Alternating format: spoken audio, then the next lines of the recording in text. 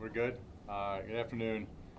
As you watch the body-worn camera, you know this is not like Hollywood. This is the reality, and reality is never going to be like Hollywood movie. There's chaos and fog. The one thing you saw in there was that there was about an hour worth of negotiation that went on beforehand. They tried to fuse the situation. They wanted a peaceful resolution. There's no script to how it's going to turn out. But I always go back to thank God our Lord was looking over Chris, that there was good people like Bill out there and our deputies, and Chris has come back to work and he's out there back again protecting our citizens. But there is a big similarity between this video and Hollywood movies, is that there's heroes. There's heroes like Chris. You will see in that video the instinct, training, and leadership. You saw him, and I know because of the body-worn camera, we can't show you what happened inside the house with that negotiation I was going on with the deputy, but you saw Chris outside saying, well, say this, let's go with that, and they're going back and forth talking. The one thing though is, when you watch that video, and there's so many different things that come in the emotions you have, but when you see that fight to live, that was coming through. And, Chris is a true warrior out there. Deputy Stone's family, Chris's family, they're heroes. Seeing him at the hospital when we visit them and his family, a lot of times, you can see what's on TV, you see what goes on, but you don't see what we as family members, our families have to, deal with us, and the support that they give us. And, getting that call that, your loved one's been shot and seeing the family around them, they are true heroes. Bill Reiki, standing here with us today, there were probably a lot of neighbors, a lot of people in society that would have just picked up a cell phone and said, I'm not going to get involved, I'm just going to videotape this and I'm going to put it on my social media and I'll get a lot of views. But that would not have saved somebody's life. And Bill rushing out there and doing what he did, that saved somebody's life. The other deputies on scene, you talk about, they were going to do everything in their power to make sure that their loved one, a family member, as we are in law enforcement, was going to live. And you just see that compassion, that care. Those are heroes. People at Bayonet Point Hospital, when we got into that ER and we're talking to them, they had a sole focus. We're going to make sure Chris is okay. Pasco Fire Rescue, getting out there, being on scene and transporting him. A lot of people out there, they probably knew it was Chris, and they're like, let's get him to the hospital ASAP. And our community, and this message keeps going back. I want to thank our community, because as we went through this incident, our community, rallied around us like they usually do, and they always do. But it means a lot, and it can't be underestimated, or it can't be overstated how much we appreciate all your support. But today, it's about these two heroes right here, Chris and Bill. And I want to thank them very much, because for all the accolades, they deserve them.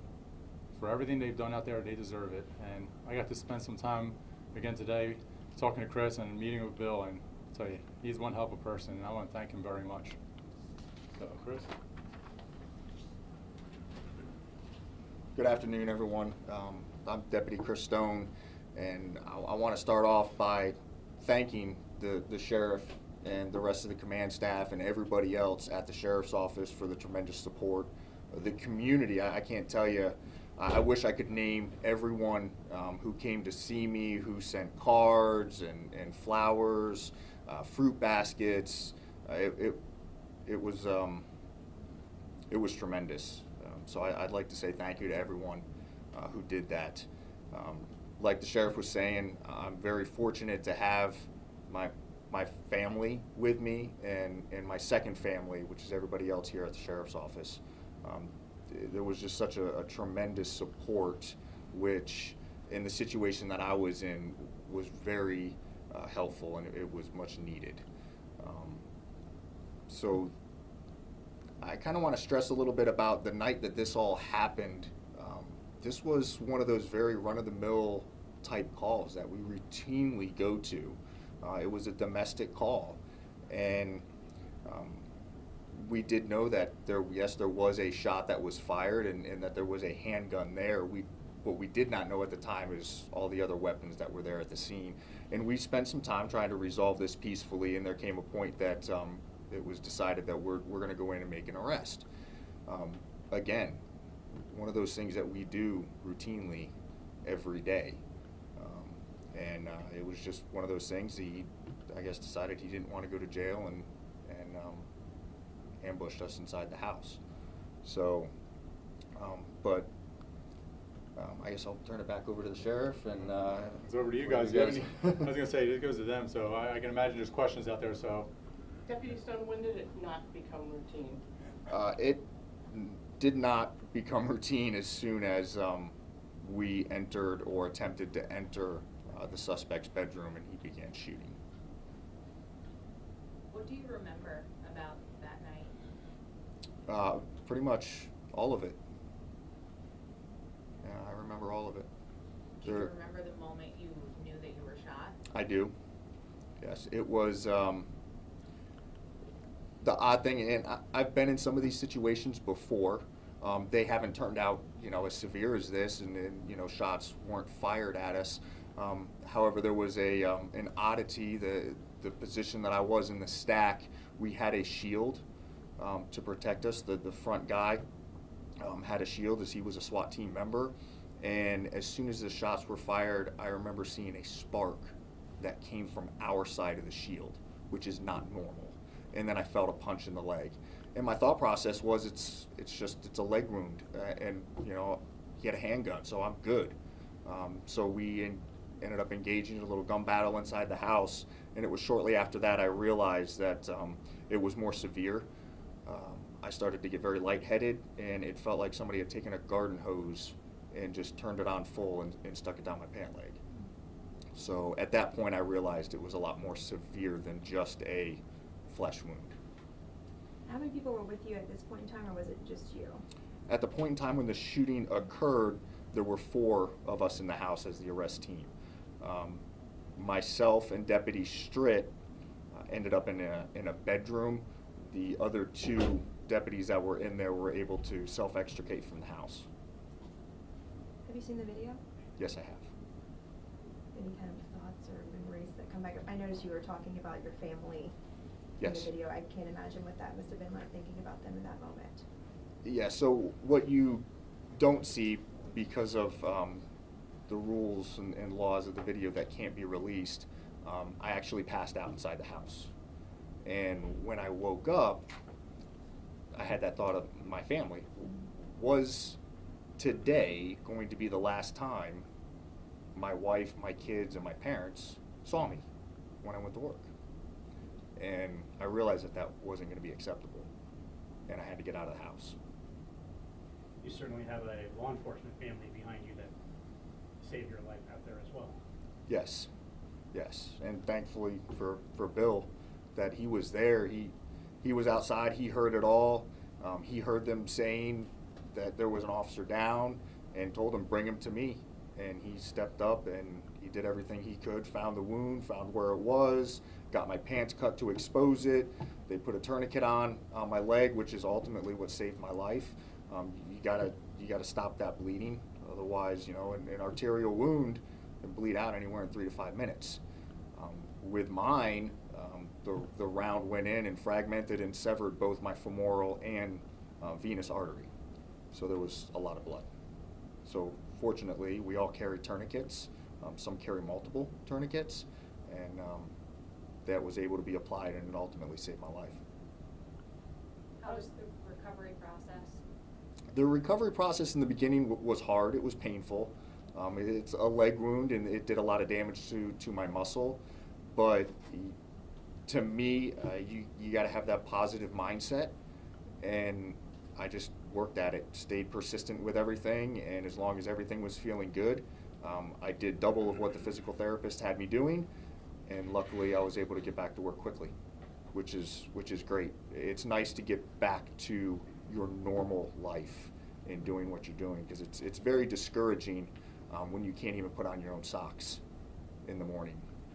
So I needed to get back to a normal life.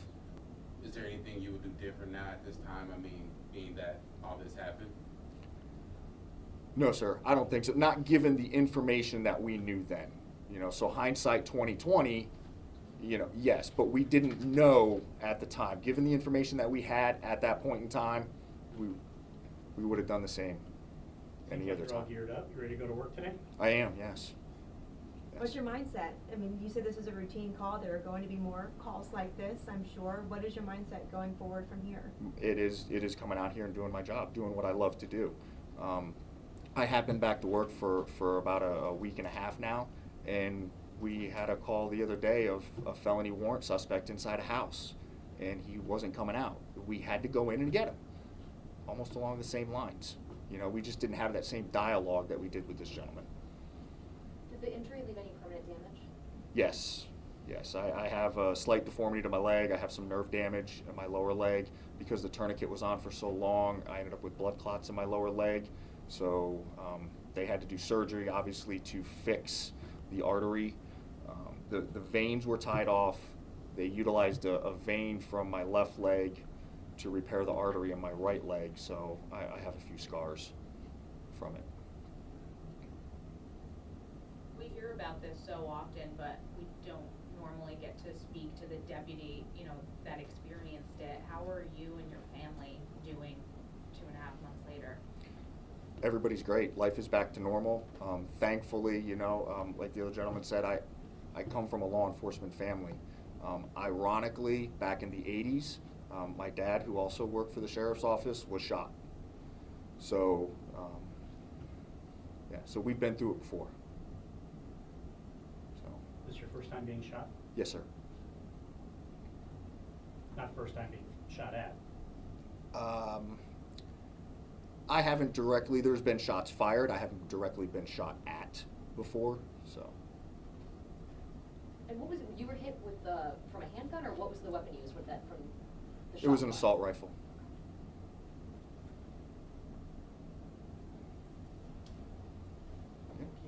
Is that a question for Bill? Are you going through any like mental health treatment? No, or anything? as a policy and procedure, we do anytime something like this happens, we do go see a psychological or go for a psychological. So we went through all that, and then he cleared me, and everything's good. Bill? Hi, how are you? I'm Bill Rickey from upstate New York, ex-fireman from East Fishkill Fire District. And it's just lucky enough to be in the right spot at the right time to help Chris out. Bill, what's it like to see Deputy Stone walking around back to work? It's good. Feels real good. So, just glad I was there to help him out and make sure he went home to his family. It was too close to Father's Day for all that to be going on. So, having kids of my own, I can only imagine what they were thinking and how they were feeling. Did your firefighter training kick in? What was going through your mind? Just do what I had to do. Nothing was going through my mind except helping him out. There was no thought process. When you go through the training, you spend your life doing that stuff, that's just, you do what has to be done. These days, everybody just wants to hold up a phone and take pictures and video and see how many likes they get on Facebook. Drop the cameras, get involved. Stop standing around watching somebody get beat up. Drop your camera and help them out. We heard a lot of people kind of encouraging him, hang on, we're right here. Were you one of those people kind of talking him through things as well? I didn't make any voiced or visual contact with him until the very end, when I knew that the tourniquet was on and 2 members of Pasco Fire and Rescue had made it to the scene. I got up, walked away, and that was when I finally, I don't know if you saw a video of it, I bent down, made a fist bump with him and told him, you're all right, you're gonna make it. And I just went back to my house. Found out the next day that nobody knew who I was. So, kind of wish it would have stayed that way. How do you spell your last name? R-I-C-C-I. It's pronounced Ricky. Ricky. Bill, now you say you just had no thought process at the time, but most people coming out of their house hearing gunshots run away. You ran towards it, but the thought process in your head, what was like? I didn't even hear gunfire. I seen Chris hit the ground. When he came out of the house and collapsed in front of the house, I seen him hit the ground, and I turned to my wife and told her, get inside, get me towels, whatever you can get your hands on. And by the time she came back out, I was already out in the street. They had 2 of his guys had drug him out to where I was, or out to the street to where I could get to him. And from that moment on, I didn't hear anything else going on the scene. I can't tell you anything that happened anywhere else on it. Except for one point when I looked up to make sure I had somebody with a weapon standing close enough aimed in that direction to cover me. That was the only thing I remember looking up and seeing. Other than that, my focus was on him, trying to find out where it was. You know, they were trying to get all his gear and everything off him, trying to find out where he was shot, and I just happened to get lucky enough to notice that there was no blood at the bottom of his gear. Everything was on his legs. So I'm just glad I got out there. Otherwise, chances are he'd have been laying in the street in front of the house. So. So it seems like after Chris got hurt, everybody went defensive until he was safe, I guess is the best way to say it. I'd No, have to they leave that actually, to one of them. from, you know, we've done after action reports and we're going to continue to do after action reports, but as this was going on and they were providing Chris care, there was actually an overwatch. And thank God that overwatch was in position, because that's when the suspects started firing rounds. And then the deputies provided that shield of cover for fire rescue, for Bill, and for other people as they're protecting Chris, but they started responding with rounds onto the suspect. Wow. I think there was an initial report from this incident that someone else on scene was injured. Was there another injury that happened? No, it was a minor, maybe scrapes or bruises, but nothing to this extent. And was it ever determined how Mr. Peterson was shot? Yes, it was actually, we determined, well, the autopsy determined that he was self-inflicted wound. So it sounds like you have two heroes, at least recently here in Pasco County, including the one from last night. No, we do, and that's the thing. It kind of goes back to what Bill says. You know, get involved. You can't be a bystander in life. You know, life is a full contact sport, and you have to get off the sidelines. You have to be involved. And when somebody needs help, you have to go out there and help them. You have to do something. I don't know how somebody could live their life just watching from the sidelines. And so, you know, you have people that stand up and do something. And, you know, it doesn't have to be to that level of bravery sometimes. You know, the level we're talking about in the past, you know, with Bill, and then last night, you're talking exceptional level. But it could just be when somebody's down, to give them a hug. When somebody's out, to help them up. That's all we need to do as a community, is just help each other, and we'll be much better off. I have a two-part question, and he kind of hit on it. Last night, you know, there was a domestic violence, same kind of theme, same kind of call. Maybe, I don't know if it's the same, but same kind of scenario there. Any new information, first of all, on that from last night? No, everything we put out there is still out there, and the detectives are still working the case, and we're working with the state attorneys on it. And then also, how much, you know, this situation and the last night's situation, you know, is there any kind of similarities? Could have been worse last night with, I guess, the neighbor helping. I don't know the whole situation. Right, yeah. No, I get it. Last night was it was a domestic situation. This situation started off as domestic. I go back to it, you know. A lot of times, the big things that get focused on are the robberies, you know, the random homicide, the driving situations where people are shooting at each other. But the consistent crime that goes on in our community, and every community, is domestic violence. That is its cycle, but unfortunately, it doesn't get the attention because I think, unfortunately, we live in a society where people are just used to it, and we can't be. You can't just be used to that crime. And so people do you know, for the amount of domestic violence or domestic disputes our deputies go to every day, it's a very high number. The ones that turn to that level of violence, whether on their loved ones or towards law enforcement, you know, we see that, and it's peaks, and so that's why those are very dangerous situations, because there's such passion involved. So yes, you know, I think, and I don't have the statistics here, but you know, when you look at law enforcement shootings, law enforcement situations, some of the most dangerous that we deal with are domestic violence cases. And so that's why, you know, when you hear a domestic violence call go out, we're always automatically sending as many as we can. If you send 2 deputies, get 2 deputies there. Because as many as we go to, you never know which one is going to turn out like this, or like last night.